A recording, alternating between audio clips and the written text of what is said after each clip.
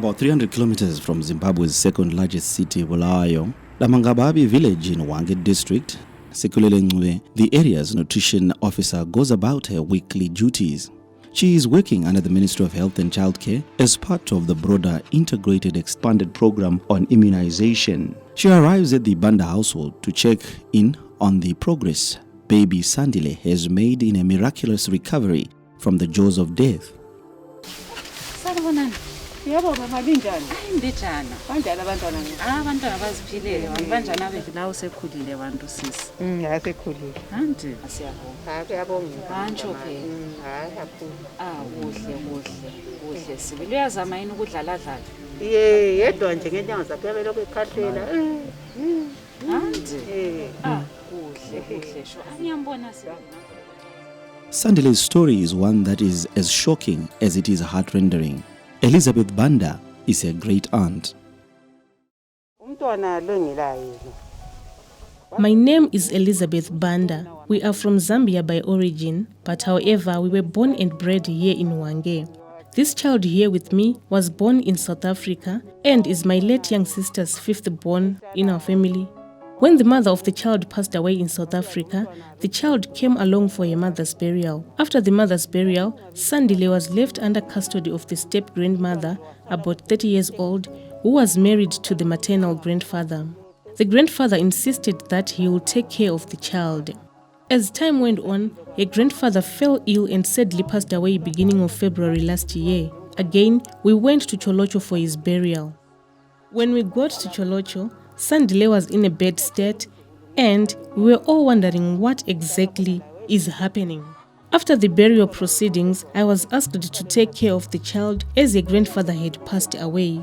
And I boldly asked them if they really wanted me to take care of a dead child, as I could see that there was no life or a promising future. I insisted that they remain with the child and just wait for the Lord's will to be done. And I also told them that if the child dies, they should just bury her, as I had no hope that she'll make it, seeing the state she was in. And I also asked them, what will people back in Hwange think if they see me coming back with the corpse? Where will I say I got the body from? We then made our way back to Hwange with my other young sister, and she remained for about a week in my home before she proceeds to St. Mary's where she stays. Salanda emntana lizalahla kusela muntu la alright thina sagada sabuya bangani bayakhalala sibisathi ayasenzi siyachiya sithe sifika khona ngale. When I got a call from the nutrition ward coordinator who was stationed at Songo Clinic that they received a malnutrition case, which is a malnourished child, that the child was severely malnourished with a MOAC of 7.5 and a weight of around 2.8 kgs. So this child wasn't even responding to anything, not even a sound when you touch her. So they just took the MOAC, and after they took the MOAC, that's when they called me. Then I had to engage the DMO. Then we managed to come up with transport, and we liaised with the grandmother, and she was taken with the child to the hospital for admission. Baby Sandile and other children, as well as communities around Zimbabwe, are beneficiaries of the government of Zimbabwe through the Ministry of Health and Childcare with the aid of partners of the expanded program on immunization. Sandile is a beneficiary of the integration of child health services. By immunizing children, we are making sure that we prevent the diseases that they are being immunized for. By doing so, we will reduce morbidity, meaning we will reduce number of cases of children and people suffering from those diseases that children are being immunized for. So it's a prevention strategy. An integrated approach on tackling not only vaccine-preventable ailments, but looking as well at non-communicable diseases treatment. These are conditions such as diabetes, hypertension, and eye disorders, cancers, or even bilharzia, has been adopted on mobile visits.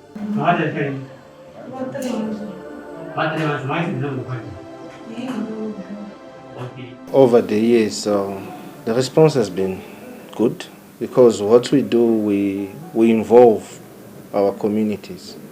We explain to them the importance of getting immunized.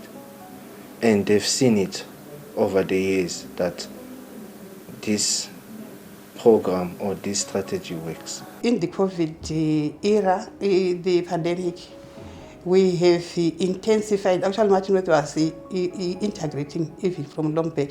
Of course, we're not including other services like the mental health, but for reproductive health, we have been doing that, the antenatal care, the postnatal care.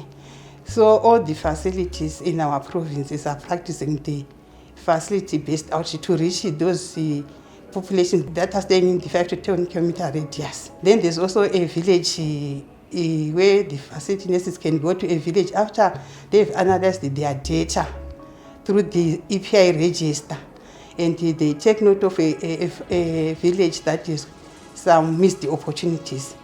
They mobilize, they go to the village.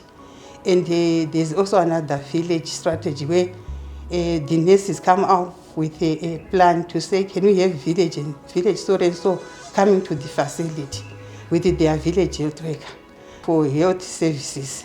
So they'll be actually doing screening, looking for any defaulters, and then update the EPI register. We have also some teams. When the district team has failed to honor, maybe they are supposed to go to a certain outreach point due to challenge like fuel or shortage of vehicle, they communicate with that the nearest facility to the outreach.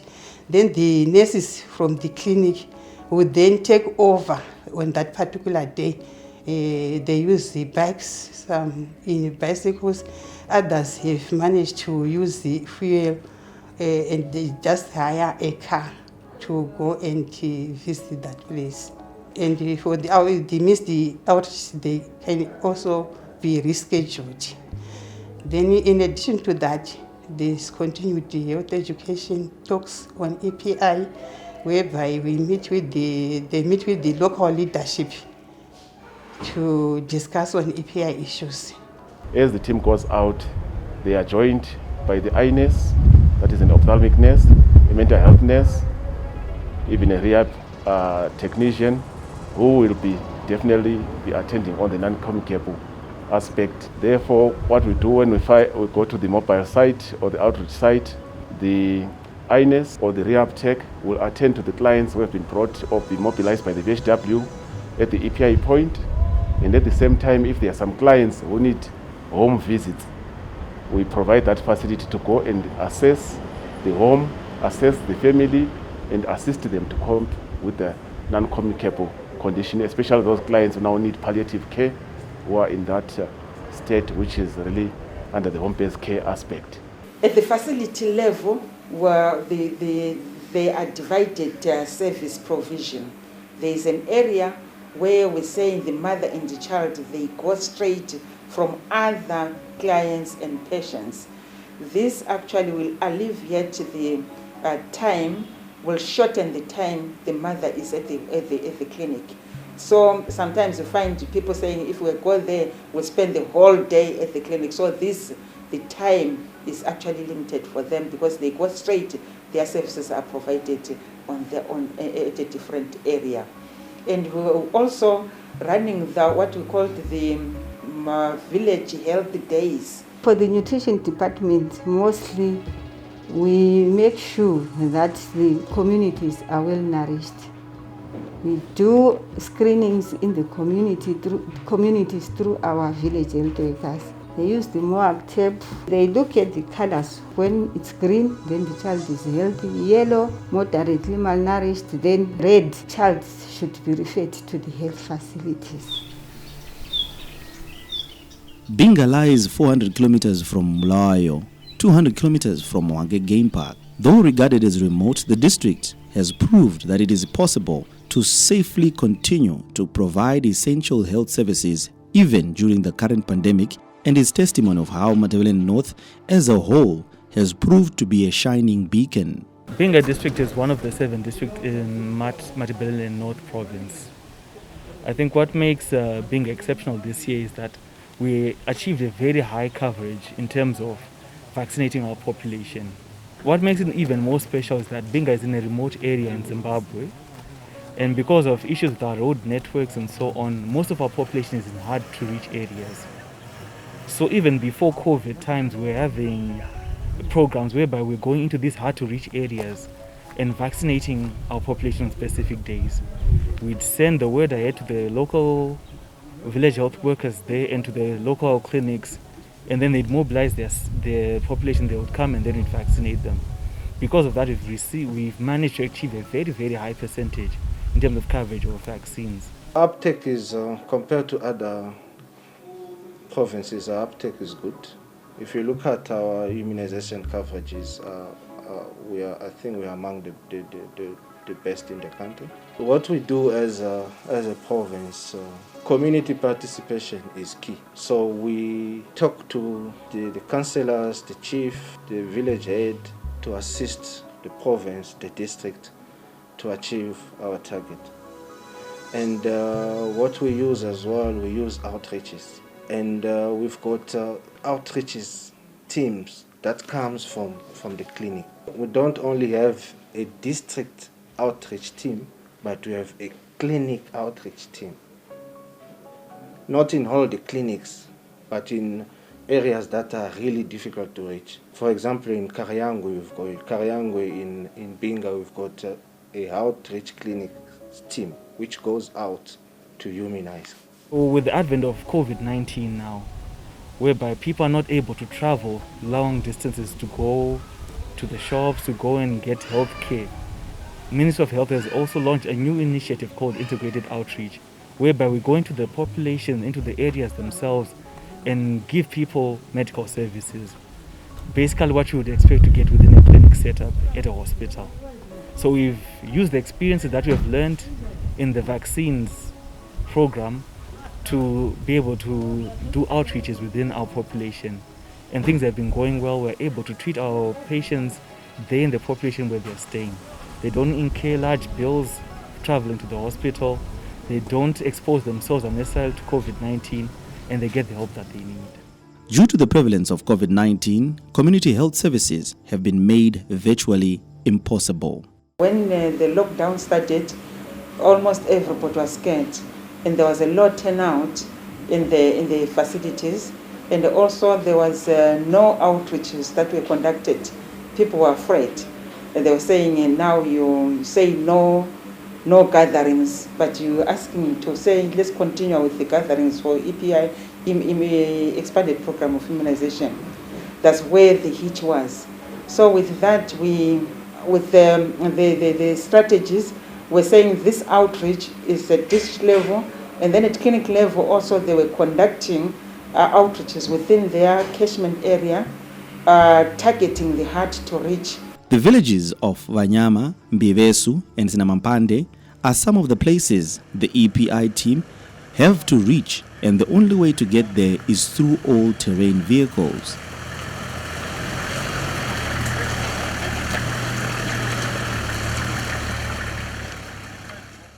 The teams were going out using the motorbikes, and with those motorbikes we had also the partners on the ground who are helping with the fuel to take our teams to the where they are supposed to be taken.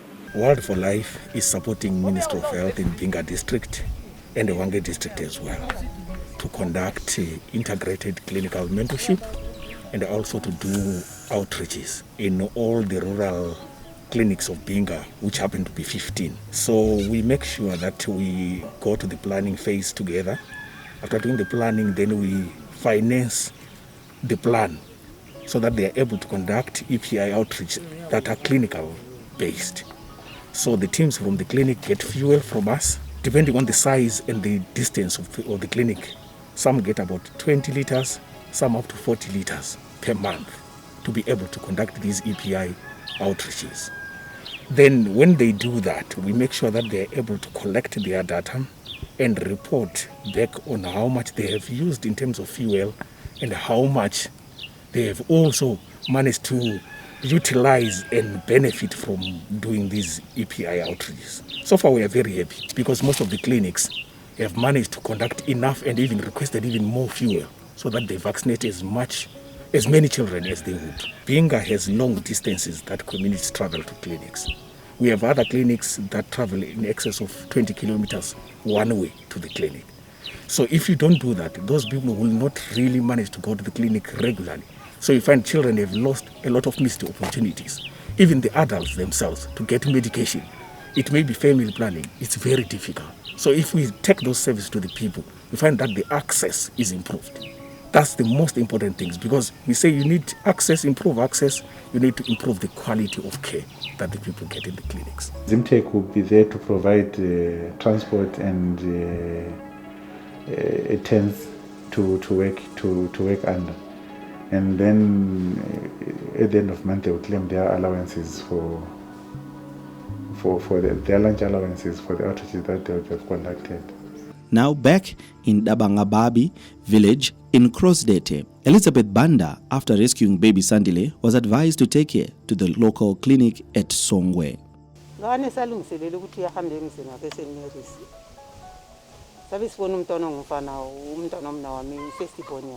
After a week as she was packing her clothes, my late sister's firstborn pitched up with Sandile and their belongings from Cholocho.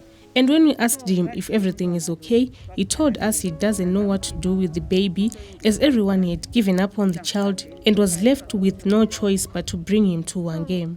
His main reason of not being able to take care of the child was that he is a man and currently stays alone, as his wife is also in Hwange and not feeling well. And he told us that he had no problem or worries on whatever happens to the child. We then had a discussion with my young sister as I was asking her to go with the child and take care of her, as I'm already overburdened with taking care of our mother, who is now old and needs to be cared for like a baby. She then said she will have to go and consult her husband first and get back to me, of which she didn't even up to now. I kept thinking to myself on what to do with the child. Other villagers kept on insisting that I take Sandile to the clinic and I would tell them that this child won't make it. Hence, there is no need for me to take her to the clinic. The only thing left to do was to wait for the day she dies. This other lady we go to the same church with also kept saying that this child is alive and I should take her to the clinic. And I told her I do not want to incur expenses when the child dies. What will I bury her with? As I am not working and I'm a widow. I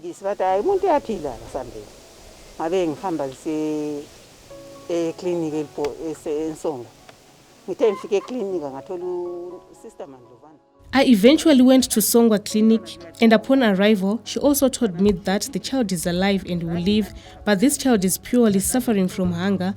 She didn't get the appropriate diet, and also that she didn't get breast milk at all from the mother. She urged me to take the child to the hospital the very same day, but I kept wondering where to begin as I didn't have money for transport, etc. I returned home and started preparing to go to the hospital while trying to ask for money from my neighbors. And the very following morning, I got a call that transport had been arranged for us to go to the hospital. And indeed, the car came and we went to the hospital. Upon arriving at St. Patrick's Hospital, that's when I realized that indeed nurses are committed to their job, and honestly, when one passes on, the time would have come, otherwise nurses really do intervene. They then started giving her injections and testing her for various ailments and a lot of other things.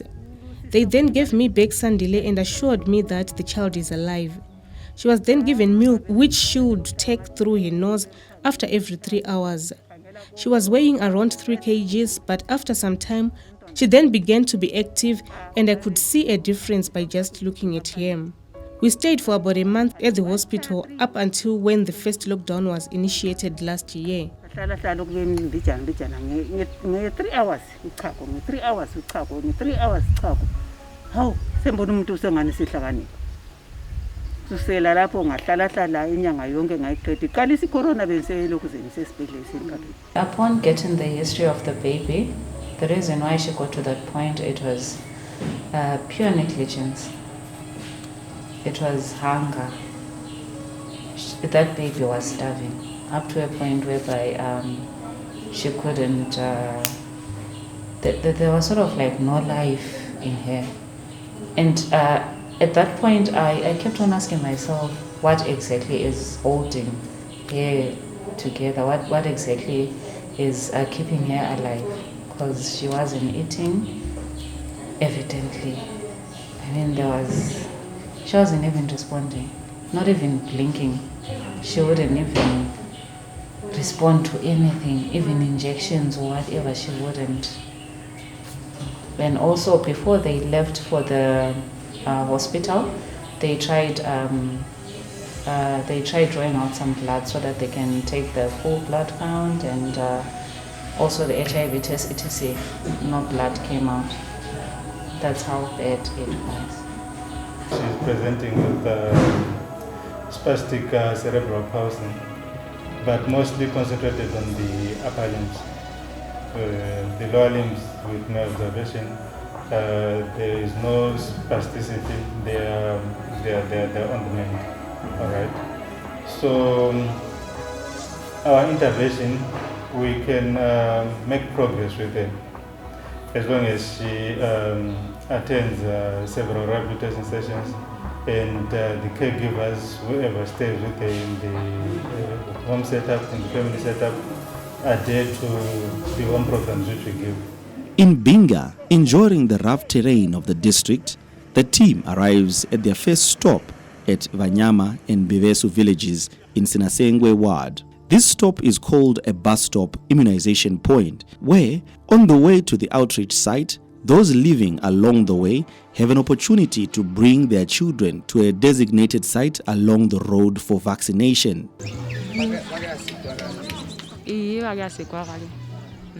When people come, nurses, they use the car. They'll be in the car, there'll be one nurse in the car, the other nurse on the other side will be screening. And then the other nurse behind the car will be vaccinating. And then the CO will be somewhere seeing patients that need to be seen by the doctor, or those that need to be treated with minor ailments that need to be treated. And then we also have the mental health nurse. We will also be helping the CO to see those patients. This is the smaller point. At a bigger point, you find that we'll be having our tables. We put our tables, our chairs, everything will be done under a tree, not in the car. But at the bus stop, we use the car, because it's a smaller session. The team then moves on to the outreach site in Sinamapande village. It is here that the gravity of the work that is being done by health workers is visible. 4 wards, some having traveled many kilometers on foot, are seen patiently awaiting the services of the health professionals. The wards include Kaningo, Chilambo, Mpande, and Sampala.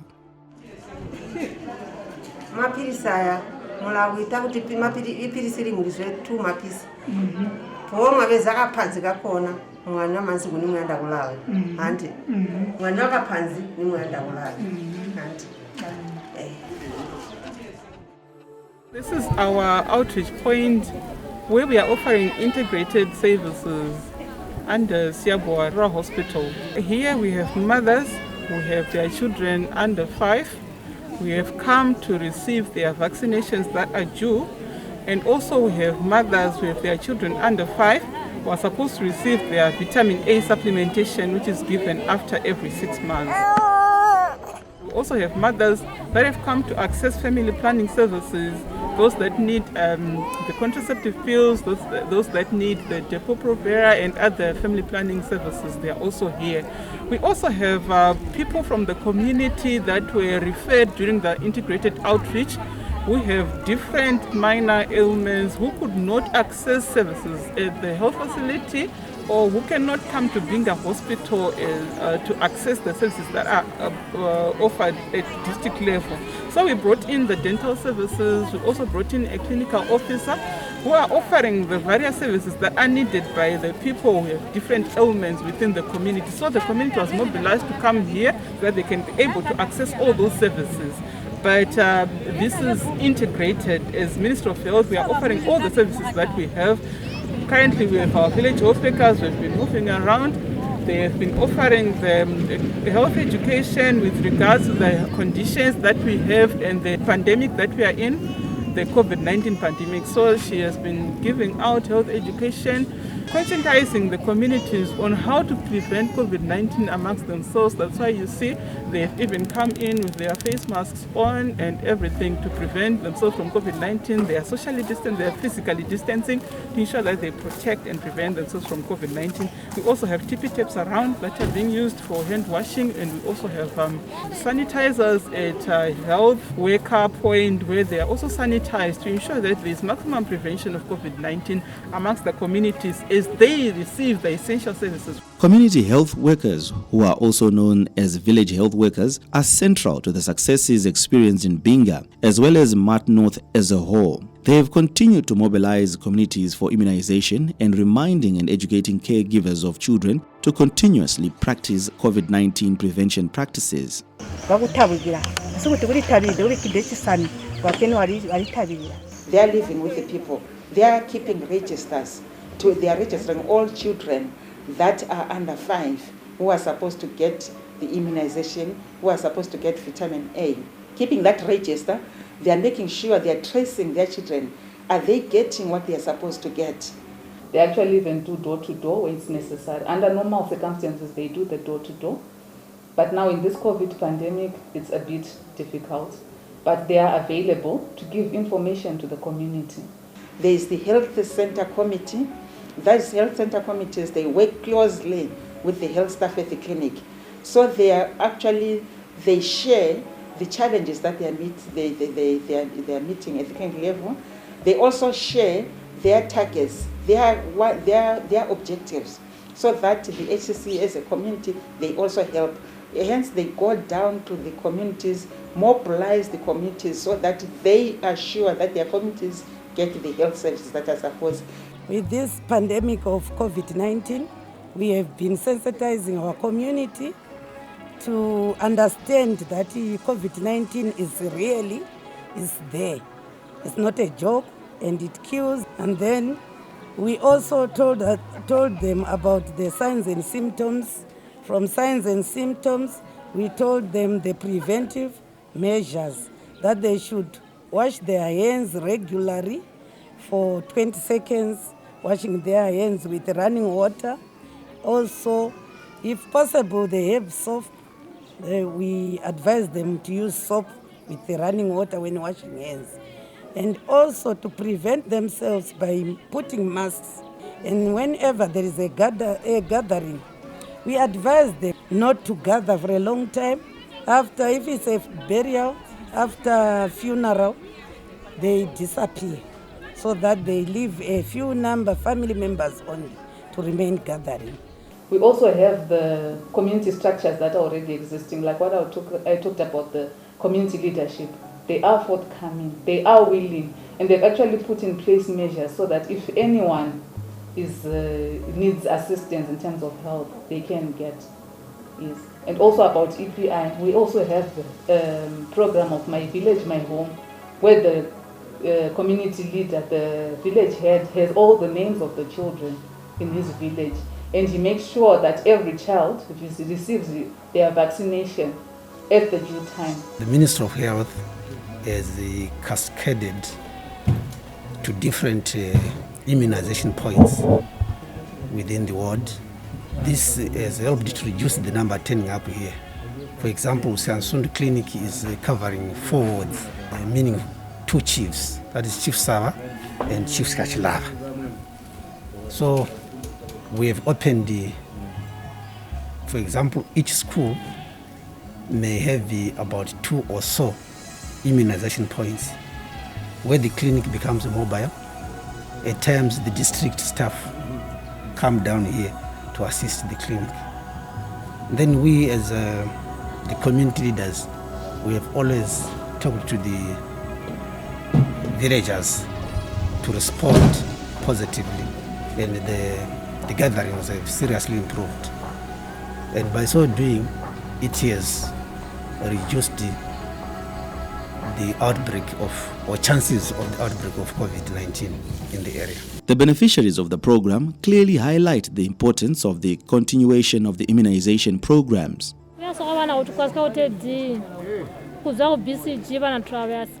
Vaccinations have been very much assisting in preventing the vaccine-preventable diseases like the polios, the measles, preventing preventable disabilities. I'm very thankful to the vaccination programs because they've assisted me in ensuring that my first child and the second one are healthy as they are. These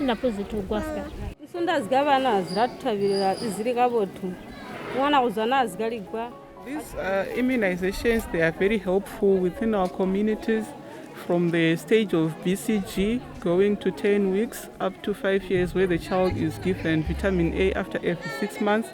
All these vaccinations and vitamin A, they assist us in ensuring that our children grow healthy. They prevent diseases like the whooping cough, the tetanuses, the TBs. They are all prevented during these vaccinations. So we are very grateful for the program of vaccination because it assists ensuring that our children grow up as healthy as possible.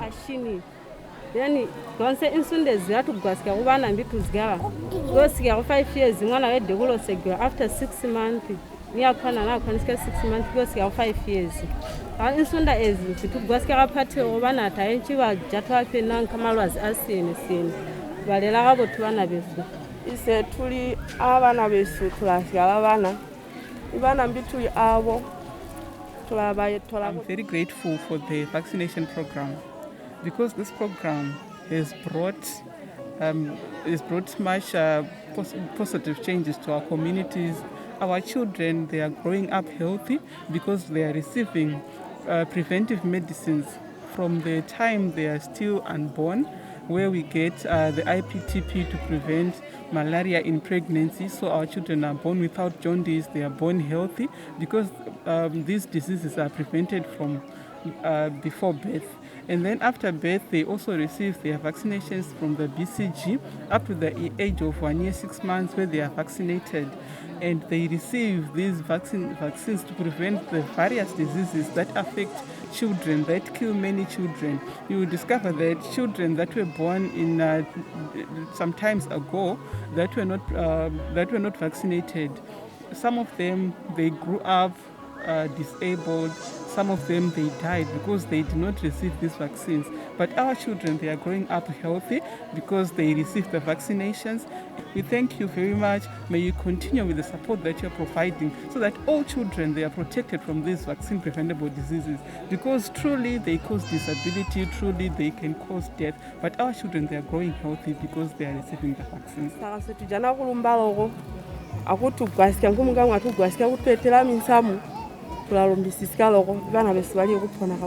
Back in Dabangababi, Elizabeth Banda's great niece, who was severely malnourished to the point of death, has recovered remarkably. We were discharged after a month and I would go to the clinic for nutrition supplies, and also on Ndlovu, the village health worker would assist on weighing the child so as to monitor progress. At the clinic, they encouraged me to be patient with Sandy when it came to feeding, such that feeding her gradually, and also I started giving a mealie meal porridge. She has since improved and weighing about 7 kgs from 3 kgs, and she can now stretch her legs and arms as compared to before, since she was always curled up and the stomach was barely visible back then. I'm grateful for the help that we got. Words alone are not enough. If I had many mouths, we're all going to shout out, "Thank you all" at once to show how grateful I am. If it wasn't for the plumbing that she got, she would have been long gone. And also, special thanks to Mr. Ndlovu who keep monitoring her as well as assuring me that she is improving. May God bless you all. This child is not well and the damage has been done. She is now disabled. If only I could get assistance with a chair for her to sit. As for food, she will eat what we eat. And also, if I could get more knowledge on how to properly offer exercises to her, I would be grateful. She doesn't talk or cry, but at times when she is frustrated, she tries to cry out. Cerebral palsy is primarily a condition which arises from a brain damage. It's what we call congenital deformities. The baby is born, and when the baby comes through, there would be some form of brain damage in the motor area. So it affects movements of our limbs, be it our lower limbs, be it our upper limbs. That's what we call cerebral palsy. Right. So our intervention when it comes to treatment, it's mainly daily routine exercises, just to do our interventions on what can affect the child in terms of the movement of the limbs. As I've seen on the video and on the pictures, the lower limbs are on the mend. We are left with the spastic upper limbs, those ones which are stiff. And the stiffness can be countered by just the range of motion movements, passive movements, and through weight-bearing exercises, and just other minor interventions which you can set up when the child is maybe playing with the mother. Then I noted as well that the child will need a sitting device. We usually make what we call corner seats. Corner seats can have armor trays on which you can put armor toys for the child to reach out during just when they're seated or when they're doing play therapy. In that way, we will encourage the movement of armor limbs. Immunization is key, and as has been witnessed with the COVID vaccines, the work that the government through the Ministry of Health and Childcare is of paramount importance. Immunization is one of the priorities in the Ministry of Health. So he has to be given a lot of attention because prevention is key.